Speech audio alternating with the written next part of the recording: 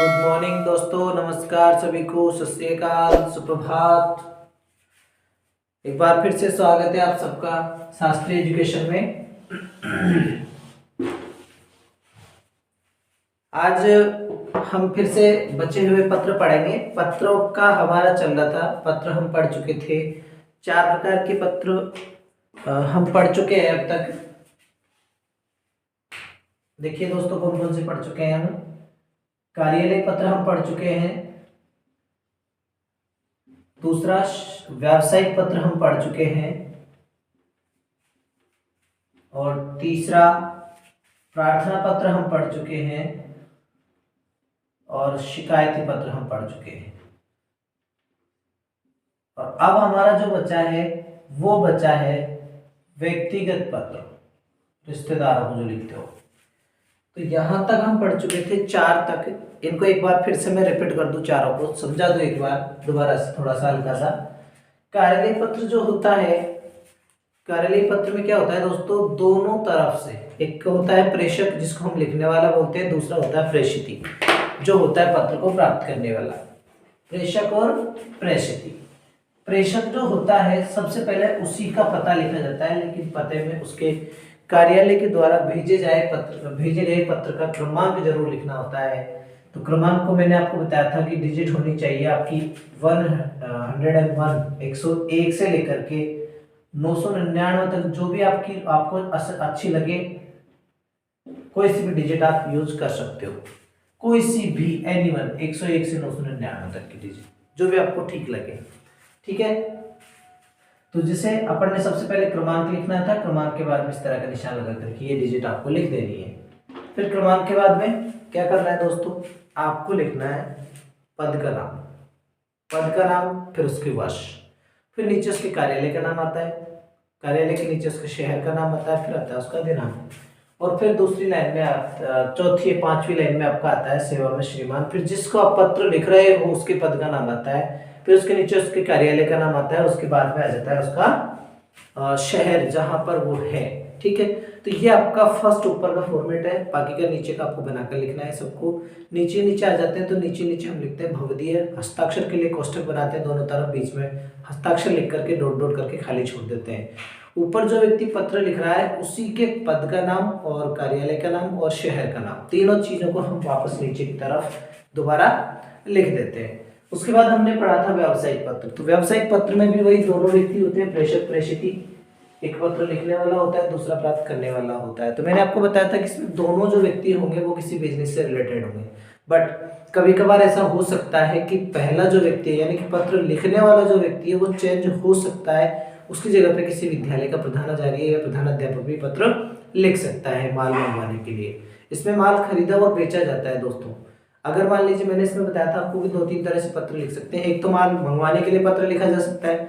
दूसरा, मान लीजिए आप एक व्यक्ति ने माल मंगवाया लेकिन वो देरी से भेज रहा है, उसके पास कई कारण हो सकते हैं कि या तो माल मुद्रित नहीं हुआ, बना नहीं है ना, या फिर ये हो सकता है कि उसके पास वर्कर्स कम है इसलिए देरी हो गई। तो वो इस वजह से भी पत्र लिख सकता है कि मैं माल थोड़ा विलंब से भेज रहा हूँ इसलिए माफी चाहता हूँ, तो इस वजह से भी पत्र भेज सकता है। या फिर जिस व्यक्ति को पुस्तकें या पाठ्य पुस्तकें या सामान खरीदना है, अन्य कोई भी सामान हो, जरूरी नहीं है पाठ्य सामग्री हो, बिजनेस में कोई सी भी चीज हो सकती है, तो उसके लिए भी वो पत्र, उसकी कौन कौन सी नई पुस्तकें प्रकाशित हुई है, जो नई छपी है, या कौन सा नया माल आया है, कौन सी नई चीज बनी है, कौन सा नया ब्रांड आया है, इस वजह से भी वो चीजें जानने के लिए भी अगले वाले को पत्र लिख सकता है कि मुझे ये चीज बताइए ताकि मैं मंगा सकूं।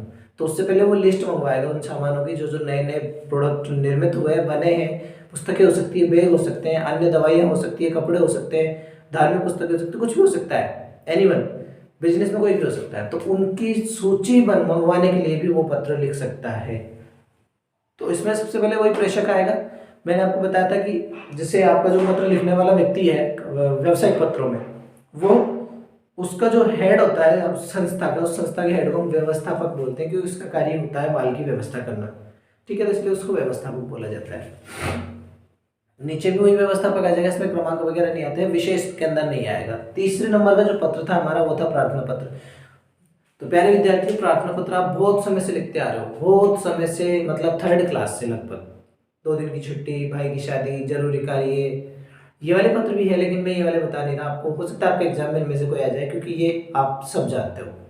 इसलिए उनका भी फॉर्मेट तो मैंने आपको जो प्रार्थना पत्र बताया वही है, लेकिन आपको याद करने ही वाले हैं। मैं इस तरह के पत्र आपको नहीं बताऊंगा, ठीक है दोस्तों, क्योंकि ये आप 3rd क्लास से पढ़ते आ रहे हो। इसलिए अगर हाँ आप लोग नहीं पढ़े हैं तो आप मुझे कमेंट बॉक्स में जाके बताइए कि सर मुझे तो ये भी नहीं आता, तो मैं वो भी बता दूंगा आपको। तो चौथे नंबर पे हमने पढ़ा था शिकायती पत्र। शिकायती पत्र फ्रेंड्स आप 6 क्लास से पढ़ते आ रहे हो। फॉर्मेट वही है, थोड़ा सा चेंज है। प्रार्थना पत्र में तारीख नीचे आती है डेट, और इसमें डेट आती है ऊपर। सेवा में श्रीमान लिखते हैं, फिर उसके पद का नाम लिखते हैं, कार्यालय का नाम, शहर का नाम, और उसके बाद दिनांक आ जाती है, फिर विषय आता है। लेकिन प्रार्थना पत्र में दिनांक नहीं आती है ऊपर, दिनांक नीचे चली जाती है। इसमें प्रार्थना पत्र में आपका आज्ञाकारी शिष्य, नाम, कक्षा, दिनांक आता है, जबकि इसमें आपका आज्ञाकारी शिष्य नहीं आकर के भवदीय और उसका नाम आ जाता है। ठीक है, ये 4 पत्र हम यहाँ तक पढ़ चुके थे। 5वां जो पत्र है हमारा 5वें प्रकार का, उसकी हम बात करने जा रहे हैं। तो उससे पहले व्यक्तिगत पत्रों के बारे में समझ लीजिए दोस्तों। व्यक्तिगत जो पत्र होते हैं उनमें क्या होता है, जैसे किस किस को लिखे जा सकते हैं।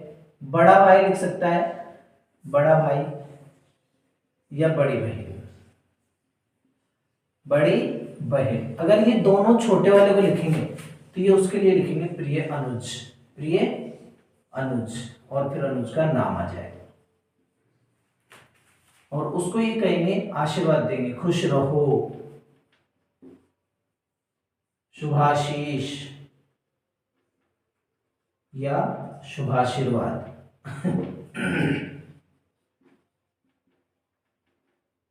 शुभाशीर्वाद। अगर मान लीजिए छोटा भाई, छोटा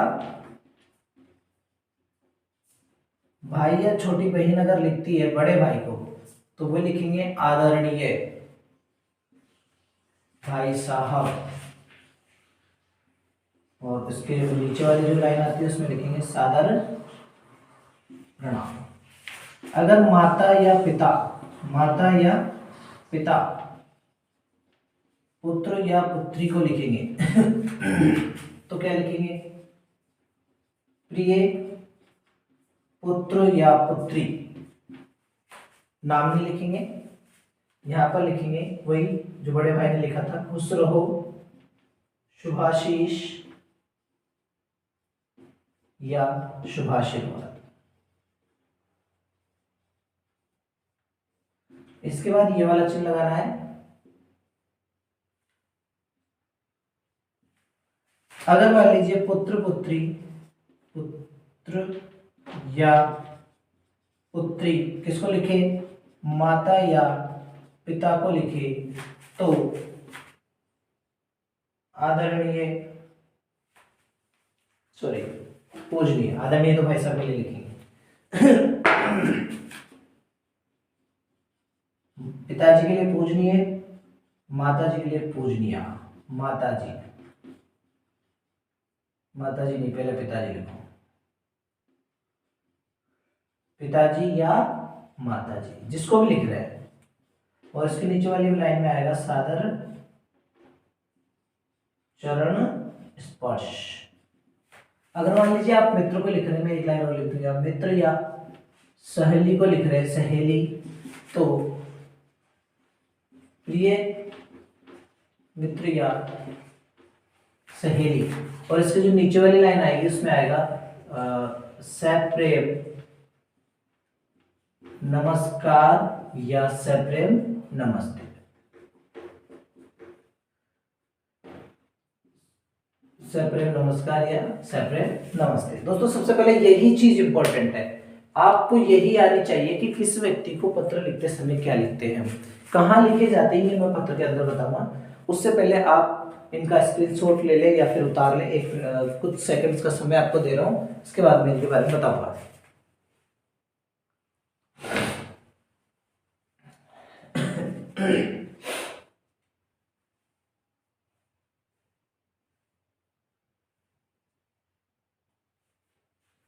चलो तो दोस्तों वीडियो के सामने रुके रहें, आज का वीडियो बहुत ही मजेदार होने वाला है, आज की क्लास बहुत ही मजेदार होने वाली है। व्यक्तिगत पत्र जो है आपको मैं बताने वाला हूँ, तो इनमें आपको मैंने बता दिया कि किस व्यक्ति को लिखते समय क्या लिखा जाता है, क्या लिखा जाता है। तो सबसे पहले हम पत्र का प्रश्न लिखते हैं एक, ठीक है, ये आपका प्रश्न है।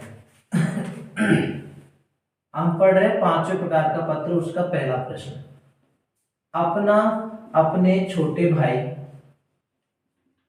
अपने छोटे भाई प्रभाकर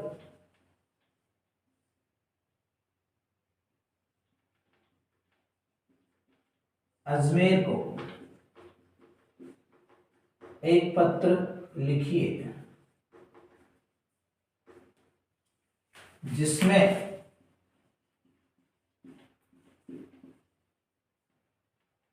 उन्हें पढ़ाई के साथ साथ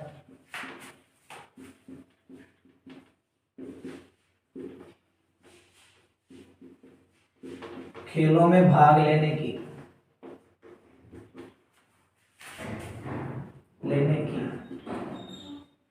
सलाह दी गई हो। दोस्तों आप तो आता, आज मैं दूसरा पत्र भी लिखवा देता हूं क्योंकि बाद बाद में लिखने की जरूरत नहीं पड़ेगी। स्वयं को जयपुर निवासी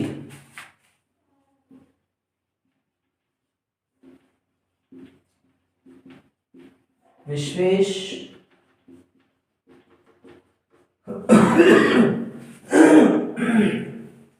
जैन मानकर अपने मित्र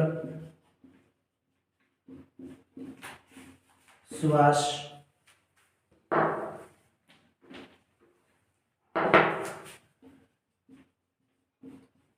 वर्मा को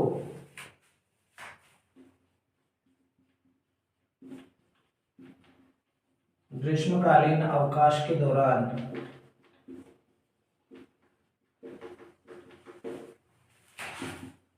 अपने यहाँ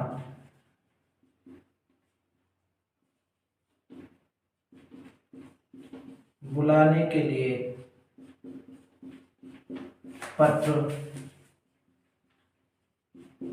लिखिए। ठीक है दोस्तों, दोनों प्रश्नों का स्क्रीनशॉट ले लीजिए आप जल्दी से, फिर हम इनका आंसर लिखेंगे।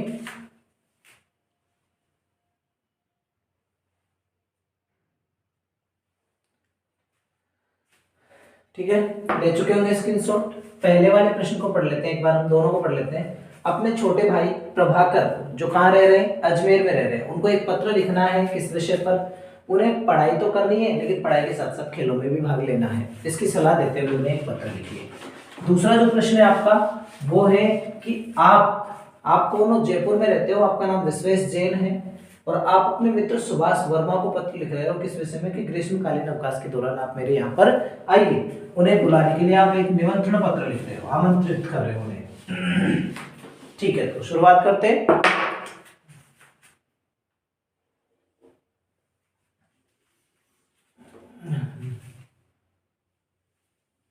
ये लीजिए दोस्तों, ये हमारा पेज निर्मित हो गया है, बन गया है। ये अब इसमें सेवा में वगैरह नहीं आएगा क्योंकि सेवा में तो हम लिख चुके हैं। सेवा में अपने रिश्तेदार थोड़ी कहते हैं सेवा में श्रीमान, ये तो अपने खुद के पर्सनल जो रिलेटिव्स हैं उनके लिए हम लिख रहे हैं। तो देखिए कैसे लिखेंगे। सबसे पहले जो व्यक्ति पत्र लिख रहा है उसके एड्रेस लिखेंगे, कहाँ से पत्र लिख रहा है। तो हमारा जो पहला प्रश्न था उसमें प्रभाकर छोटा भाई उसका जो अजमेर में रह रहा है उसको लिखना था। उसमें पहले आपको जो लिख रहा है उसके पता लिखना है, उसका जो लिखने वाला है। तो ध्यान रखिएगा, अपना पहला जो प्रश्न था आप उसको देख सकते हो उठा करके, यदि आपने पढ़ा है पीछे तो उसमें कोई भी एड्रेस नहीं दिया गया था लिखने वाले का कि कहाँ से लिख रहा है, लिख कौन रहा है ये पता है, बड़ा भाई लिख रहा है छोटे भाई को। छोटा भाई जो रह रहा था वो रह रहा था आपका कहाँ पर, अजमेर में। तो उसको हम पत्र लिख रहे थे। तो शुरुआत में मान लीजिए जो लिखने वाला है वो मान लीजिए फॉर एग्जांपल जयपुर में रहता है, तो जयपुर के लिए अपन को एक जगह याद है, ठीक है आप लिख सकते हो, नहीं याद है कोई बात नहीं। आदर्श नगर यहाँ पर अपन ने लिखा, फिर यहाँ पर आपका आ जाएगा आदर्श नगर कहाँ पर है, जयपुर में है। इसके बाद यहाँ पर आपका आ जाएगा दिनांक। तो दिनांक वही लिखना है जिस दिन आप पत्र लिख रहे हो। तो मान लीजिए हम आज पत्र लिख रहे हैं तो आज की दिनांक है 3 मार्च 2022। यहाँ खाली लाइन छोड़ देंगे हम। यहाँ पर आप लिखोगे प्रिय, छोटे भाई को लिख रहे हो ना, तो प्रिय अनुज, अनुज का नाम उसमें दिया था, क्या नाम था? प्रभाकर। यहाँ पर मैंने आपको लिख दिया प्रभाकर, और यहाँ पर आप लिखोगे शुभाशीर्वाद, खुश रहो, शुभाशीष, कुछ भी लिख दीजिए। इसके बाद ये चिन्ह लगाएंगे। यहाँ पर हम लिखेंगे हम सब, क्योंकि वो बड़ा भाई अलग रह रहा है तो यहाँ से लिखेगा वो हम सब। यहाँ सकुशल है और आशा करते हैं कि तुम भी वहां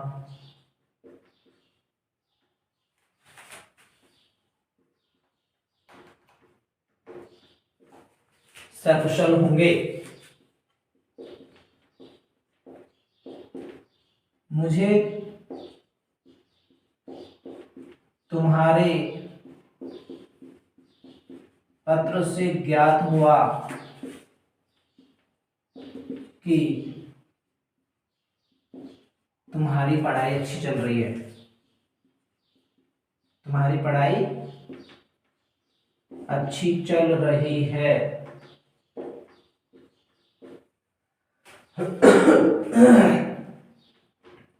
पढ़ाई अच्छे भविष्य हेतु आवश्यक है। हमारे जीवन में पढ़ाई का महत्व जितना है उतना ही महत्व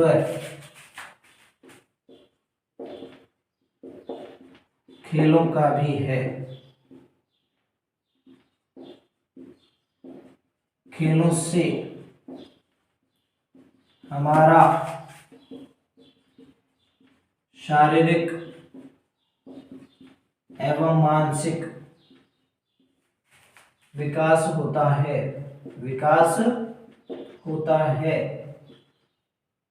खेलों से हमें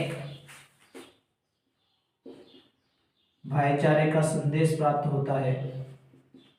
भाईचारे का संदेश प्राप्त होता है। अतः मैं चाहता हूं कि तुम भी अपना कुछ समय बचाकर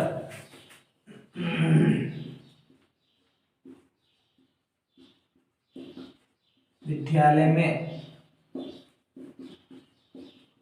होने वाली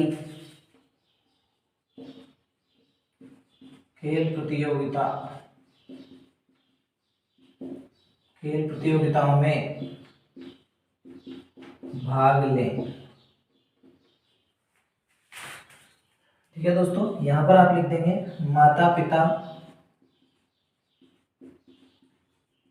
की ओर से, एक मात्रा आएगी, ओर से तुम्हें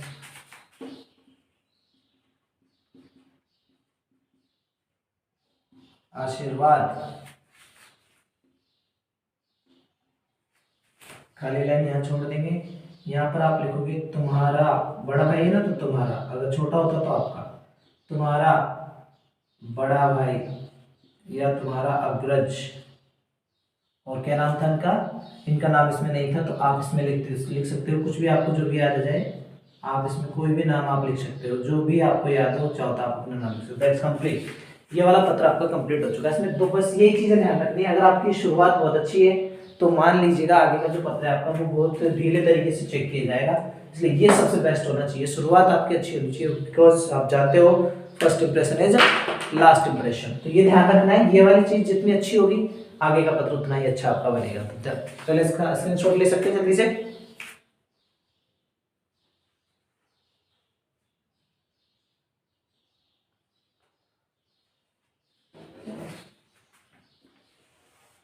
जल्दी से ले लीजिए।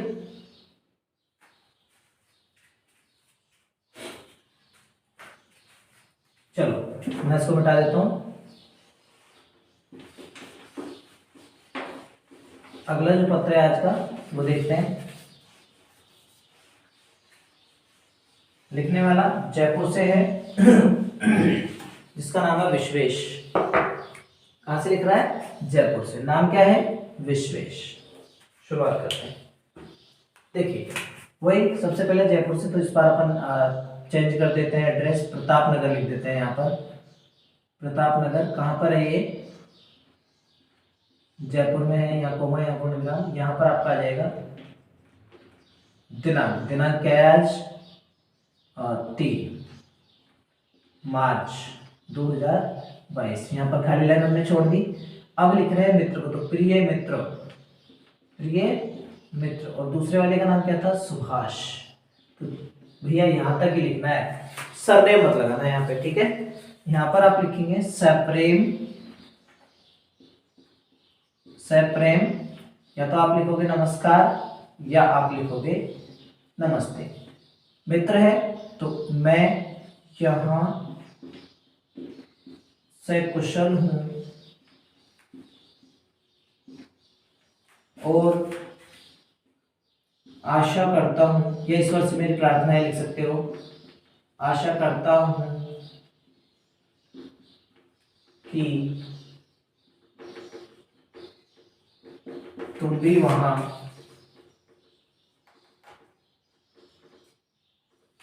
सकुशल होंगे।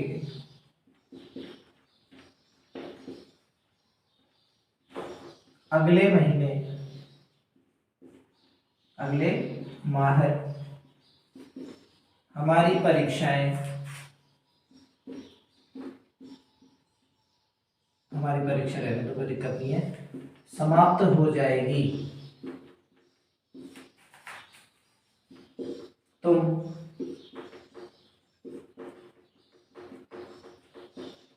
परीक्षा की तैयारी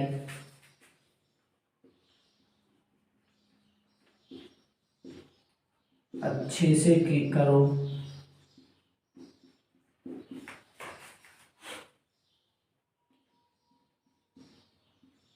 परीक्षा समाप्ति के बाद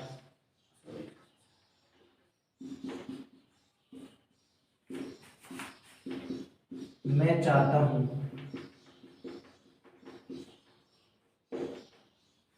मैं और मेरे परिवार वाले दोनों लिख दो।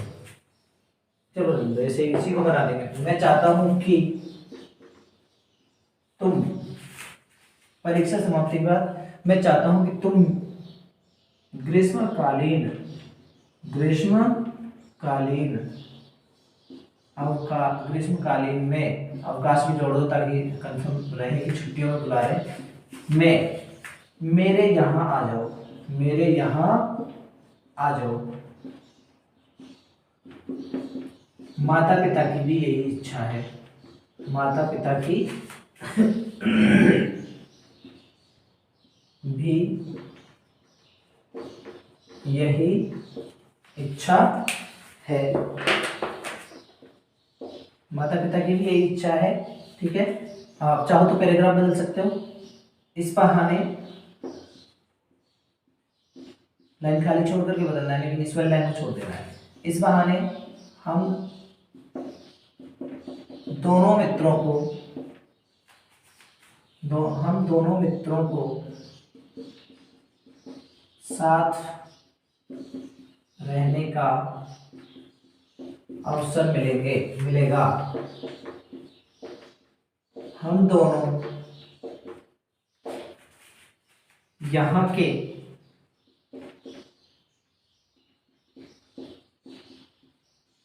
सभी दर्शनीय स्थलों का, या स्थानों का भी लिख सकते हो, भ्रमण करेंगे। अतः आप, तुम दोस्त है ना, अतः तुम